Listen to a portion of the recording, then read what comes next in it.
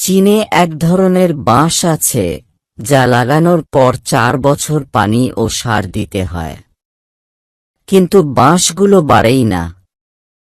কিন্তু 5 বছরে বাঁশগুলো হঠাৎ 6 সপ্তাহে 8.085 ফুট লম্বা হয়ে যায়। তাহলে বলা যায় যে বাঁশগুলো বাড়তে 5 বছরই লেগেছে। বাইরে অবশ্য কোনো দৃশ্যমান পরিবর্তন ছিল না।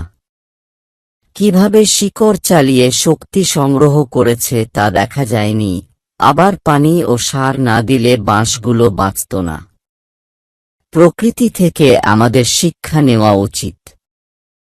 তাই ধৈর্য ধরুন, নিজের প্রতি বিশ্বাস রাখুন এবং সঠিক কাজ করে যান। ফলাফল দৃশ্যমান হবেই। জীবনটা খুবই সুন্দর, কিন্তু গড়ে তোলার দায়িত্বটা নিজের। মনে রাখবেন, ধৈর্যের অপর নাম সফলতা।